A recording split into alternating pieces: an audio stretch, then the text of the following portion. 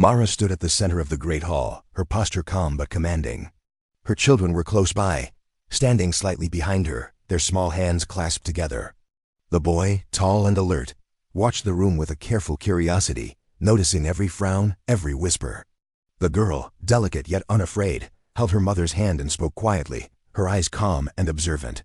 Mara's voice, steady and clear, filled the hall. "These are my children," she said. "They are human as any of you, and they are part of this kingdom. I ask only for fairness, understanding, and a chance for them to prove themselves." A murmur ran through the crowd. Some nodded hesitantly, convinced by the strength and dignity in her tone. Others exchanged glances, unconvinced and wary. One council member, older and rigid, stepped forward. "And what if they cannot be controlled?" he asked sharply. "What if their power grows beyond your guidance, beyond the Queen's protection? Will the kingdom pay the price for your return?" Mara's gaze did not waver. She knelt slightly to be at her children's level, and spoke softly, yet every word carried weight. "My children are brave, yes, but they are also guided by love, loyalty, and respect. They have survived dangers that no one here can imagine. They know courage, and they know mercy. They will not harm what we hold dear." The boy stepped forward, raising his small hand in a gesture of peace. "We do not want to fight," he said, his voice clear and measured, unusual for a child. "We only want to belong. We only want to help." The girl added, her voice soft but steady, "We are not threats. We are family." Leora felt tears prick at her eyes. In that moment, she saw not only her daughter, but the extraordinary potential her grandchildren carried.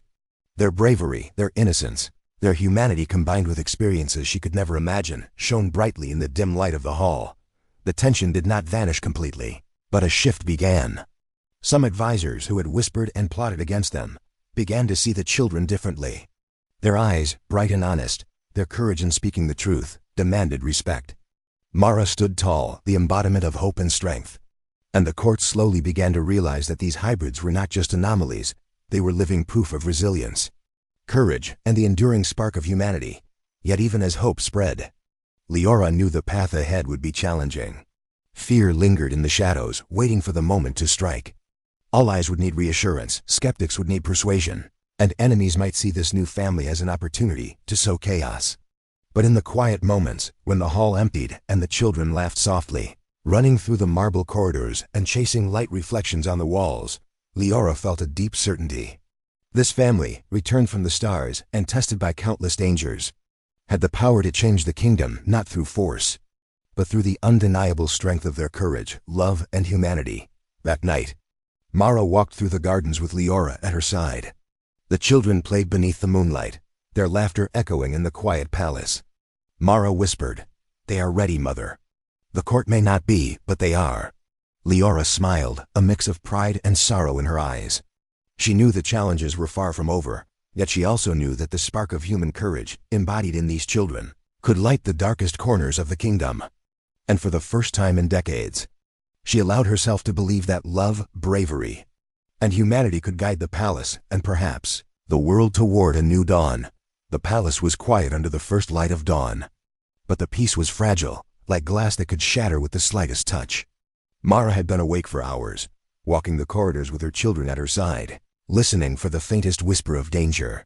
She had seen too many worlds, survived too many threats to believe that safety was permanent. Leora, too, moved through the palace with a careful vigilance, her heart heavy with both pride and anxiety. The children's presence, extraordinary as it was, had drawn attention from beyond the stars, from enemies who lurked in the shadows. Waiting for a chance to strike, the attack came without warning. A group of raiders, armed with weapons unknown to the palace guards, appeared at the gates, striking swiftly and mercilessly. Soldiers rushed to defend the courtyard, but the attackers moved with a precision that betrayed experience beyond the kingdom's defenses. Mara's instincts kicked in immediately. She drew her weapon, but it was the children who startled everyone. The boy raised his hands, and the air seemed to hum and shimmer around him. Stones lifted from the ground, forming a protective barrier that repelled the first wave of attackers. The girl ran forward, her small voice calling out as the torches flickered to life along the walls, guiding the soldiers' aim and alerting them to hidden dangers. Leora watched, breathless, as her grandchildren moved with a grace and understanding that seemed almost otherworldly. The soldiers, initially wary, found courage in their presence. The boy directed energy, subtly shifting the attackers' movements, while the girl used her perception to anticipate their actions. Mara fought alongside them, her skill honed over years of survival among the stars. Together, they formed a family that was not only human but extraordinary. A force that could not be underestimated. The palace halls rang with shouts and the clash of weapons. Yet amidst the chaos, the children remained calm, their focus unwavering. The boys sent attackers tumbling back with controlled bursts of energy, never harming those who surrendered. The girl's small hands moved through the air, creating illusions and diversions that confused the raiders and allowed the soldiers to gain ground.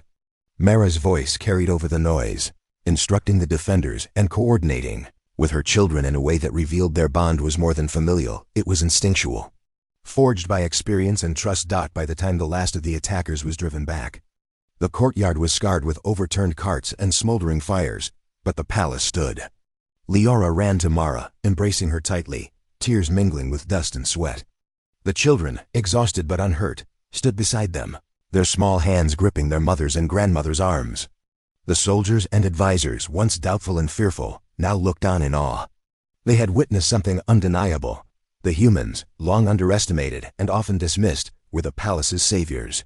Courage, intelligence, and humanity had turned the tide, showing that strength was not only measured in armies, but in the resilience and resourcefulness of those brave enough to act. In the aftermath, as the palace began to repair the damage, Mara walked through the hallways with her children. The soldiers offered respectful bows, and the advisors spoke in hushed tones of admiration. Leora followed, her heart swelling with pride. Her daughter had returned, not only alive but victorious. Her grandchildren had proven themselves in ways that no one could question. The kingdom had been tested, and humanity had risen to meet the challenge, not through fear, not through dominance, but through courage, ingenuity, and an unbreakable bond of love. That night, the family gathered in the garden. Stars shone brightly above, a reminder of the worlds Mara had crossed and the dangers she had faced. The children's laughter rang through the palace, light and unrestrained. Mara looked at her mother and whispered, "They are ready now, Mother. They have faced danger, and they have risen." Leora nodded, feeling the weight of the moment. Her family had returned from the stars, not merely to survive, but to lead, to inspire, and to show that humanity, its courage, its compassion, and its indomitable spirit could shine brighter than any darkness. In that quiet, moonlit moment, the queen understood fully. The future belonged to those who dared to be brave. And her daughter and grandchildren had proven that humanity's spark was unstoppable. Earth shouted directions, pointing toward weak spots in the enemy's formation. Though untrained, disorganized, and terrified, the humans adapted with a speed and ingenuity that startled even the queen. Every attempt to break them only revealed new ways they had learned to fight back. The queen's minions, towering creatures of claws and armored exoskeletons, advanced, energy rifles sparking as they fired indiscriminately into the crowd. Smoke and debris swirled around them, and the cries of the humans mingled with the roar of alien weapons. She expected them to scatter, to crumble like all the others. But instead, the humans moved with purpose. Makeshift barricades appeared from rubble. Drones, salvaged and reprogrammed, buzzed and struck at alien patrols. Even in fear, the humans displayed creativity, an unpredictability no alien army could anticipate. The queen felt a twinge of unease, a sensation she had not experienced in centuries. Elias's pulse pounded in his ears as he watched the queen descend closer, her massive wings whipping up wind and debris. He knew he was small, a fragile creature in comparison to her power. Yet he had a plan, a spark of an idea, and the device in his hands would be the key. Around him, the humans followed his lead, feeding off his courage. Their fear was still present, but now tempered by hope. And hope, the queen realized with a shiver, was dangerous. Hope gave the weak strength. Hope made the fragile unbreakable. The queen raised her clawed hand, summoning a psychic wave meant to paralyze, to annihilate, to crush every human in the square in a single strike. The energy surged outward, twisting reality with its power. Many humans collapsed, writhing as their minds screamed against the psychic pressure. Yet Elias pressed forward, a single figure walking steadily into the storm. The device pulsed brighter, a soft glow against the queen's dark energy. In that pulse, in that simple human act of defiance, there was a challenge no empire could ignore. We will not bow. We will not die quietly, For the first time, the queen felt doubt ripple through her centuries-hardened mind. This planet, this square filled with trembling, desperate humans, might not fall as easily as she had believed. In her arrogance, she had expected submission. In her centuries of victory, she had never faced such relentless, chaotic defiance. And yet, here it was, undeniable, unstoppable in its own way. She roared again, furious and commanding, yet beneath it, uncertainty slithered. One human, tiny and fragile, had ignited a fire she could not control. The first seeds of rebellion had sprouted, and even she, the conqueror of galaxies, could not snuff them out, not yet. The ruined city square shook as the alien queen's psychic energy slammed through the air. Humans screamed, stumbling over debris, their minds rattled by the invisible force. Dust and sparks swirled in the glowing light of her immense presence. She hovered like a dark god, wings beating with a force that could flatten buildings, her eyes burning with the certainty of victory. And yet, amid the chaos, Elias moved forward. Every step felt impossible, each heartbeat a drum of fear and determination intertwined. The device in his hands thrummed, almost alive, responding to his will. Around him, the humans hesitated for only a moment. Fear still gripped them, but it no longer ruled. Mothers lifted children, shielding them from debris, while soldiers and civilians alike scrambled to form protective lines. The air smelled of metal, smoke, and something sharper: human determination. Elias reached the center of the square, raising the device high above his head. It glowed brighter, a pale light against the queen's dark aura, and then he pressed a small button. A pulse of energy exploded outward, not loud but intense, spreading like ripples through water. Alien shields flickered and sparked, armor plates cracked, and the queen's psychic tendrils faltered for a fraction of a second. That fraction was all the humans needed. From behind ruined walls, from shattered rooftops, they surged forward. Improvised weapons, jagged metal, and hacked drones joined the fight. Every strike, every act of defiance, was unpredictable, chaotic, and terrifying in its effectiveness. The queen roared, a sound that split the sky. She had never faced anything like this. Empires had fallen at her will, fleets had been annihilated in moments, yet these humans adapted. They learned, reacted, and fought with a stubbornness that no alien mind could calculate.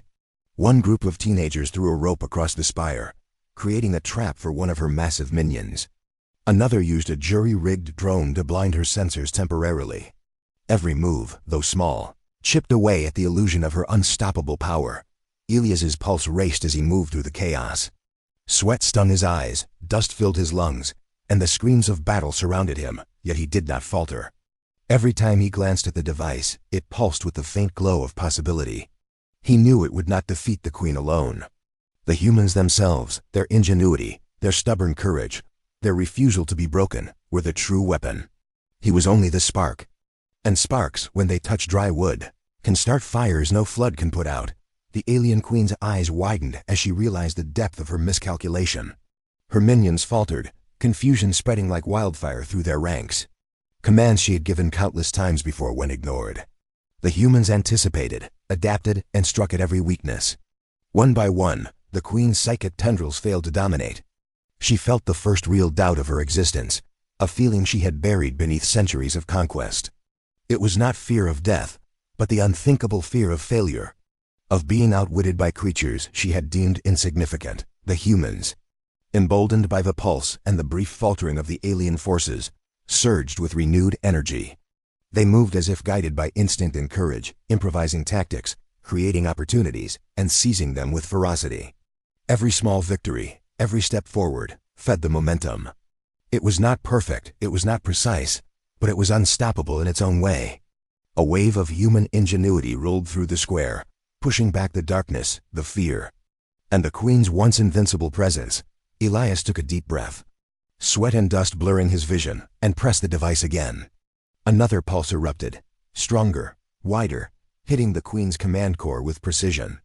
Sparks flew from alien weapons, minions stumbled, and the ground shook with a new energy, the energy of humans refusing to surrender.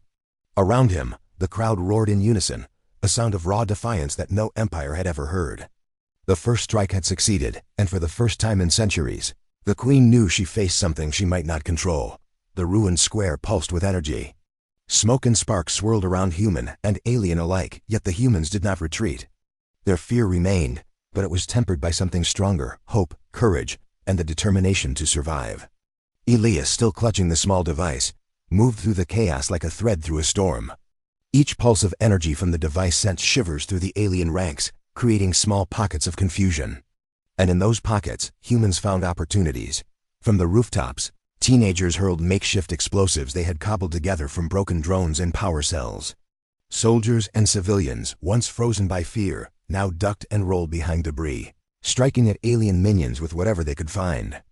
Even children, guided by older humans, threw stones and improvised slingshots to distract the enemy. The aliens, massive and terrifying, roared in frustration. Their coordinated ranks faltered, stumbling against tactics they could not predict. The Queen, hovering above the square, felt her certainty eroding, a sensation foreign and unwelcome. Elias's pulse raced, yet he felt an unfamiliar strength. It was not just the device, it was the humans around him.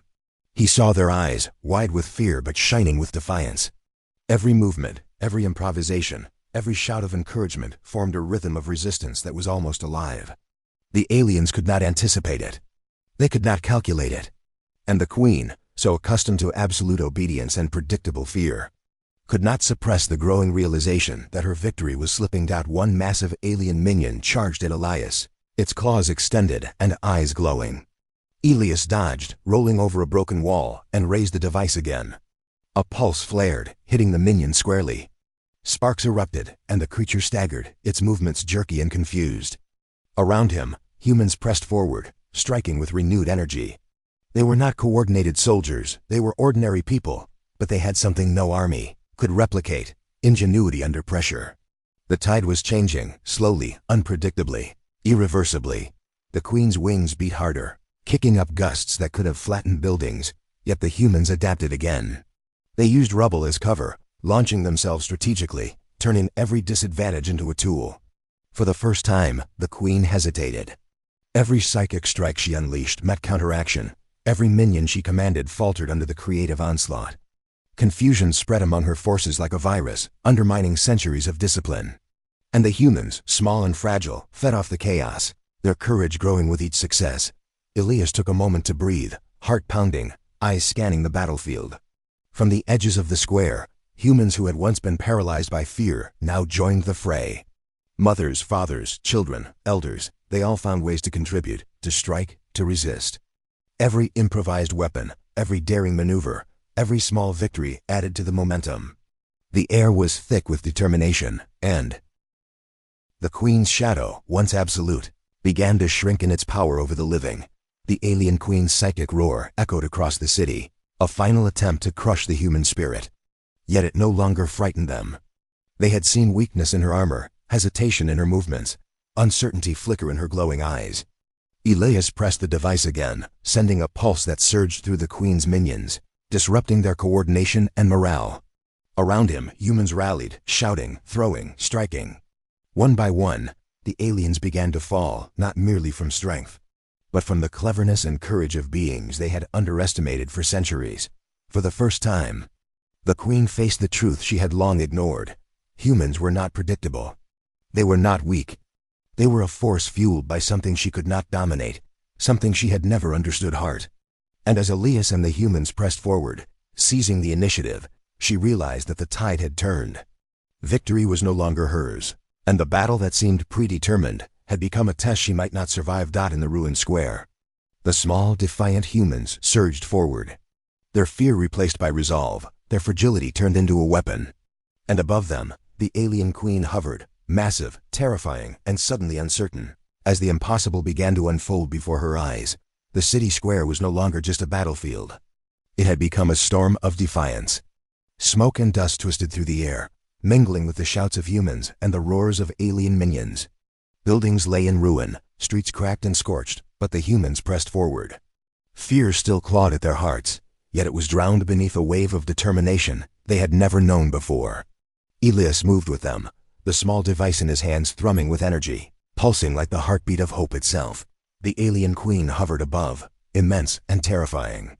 Her wings whipped the air into storms, psychic energy rippling outward to crush minds and bodies alike.